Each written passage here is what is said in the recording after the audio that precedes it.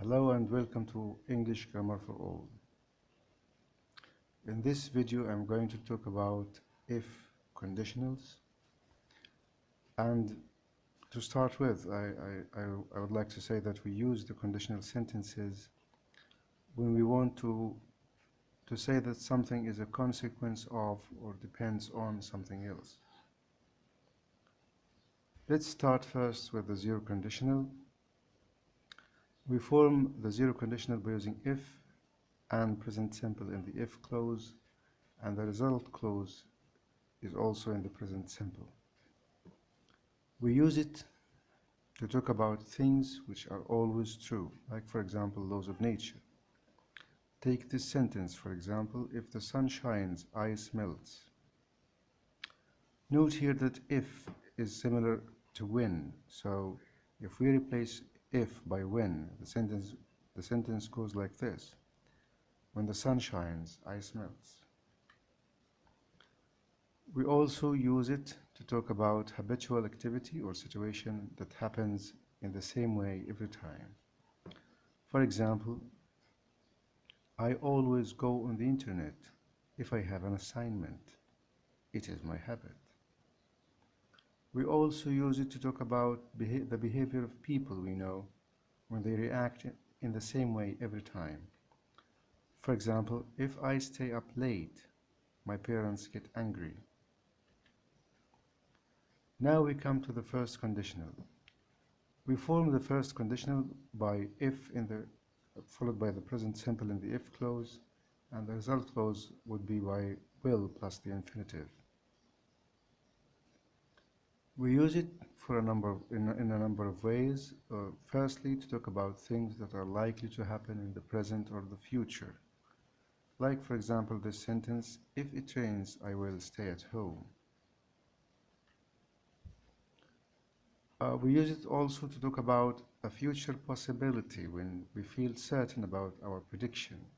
We use it generally for warning here. For example, if she doesn't get up early, she will miss her train. Another way to use the if first conditional, we use it to make realistic future predictions about our own lives. For example, if I don't get high marks, I won't join a good university.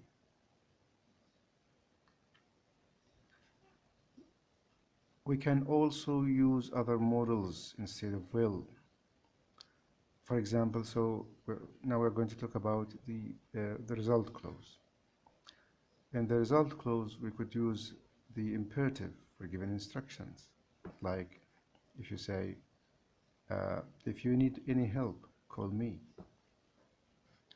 Will can be replaced by verb to be plus going to plus the infinitive for future. Like this example, for instance: if it's fine, I will or I'm going to paint the windows, or I'm going to paint the windows. We can also use can or may or might for probability. If we have time, we can or may visit you.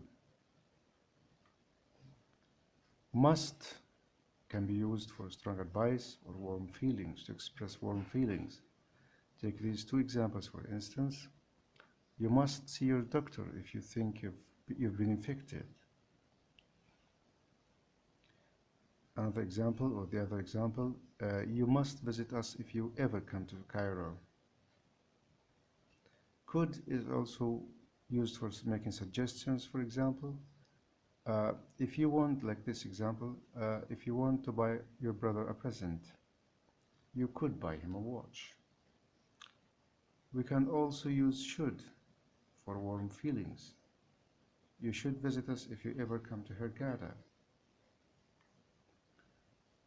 As for the second conditional, we know that we form the second conditional by using if plus followed by the past simple, and the result clause would be formed by using would plus the infinitive.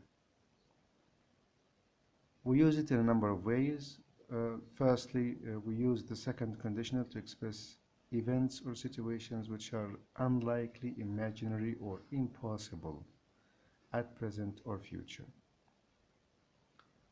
For example, if I had a lot of money, I would travel the world. It is also used for giving advice. For example, if I were you, I would tell my parents about the problem. Note here that we use were with the pronouns I, he, she, and it, which is common in formal English. Also, we can use was, but it is sometimes used in informal English. So the previous example would be like this. If I were you or was you, I would tell my parents about the problem. The second conditional is sometimes used as it is more polite when talking about the future than the first conditional. Take the sentence, for example, she should accept the present if he gave it to her.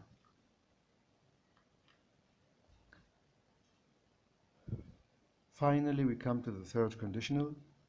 We form the third conditional by using if, followed by the past perfect, the if clause, and the result clause would be formed by using would have plus the past participle.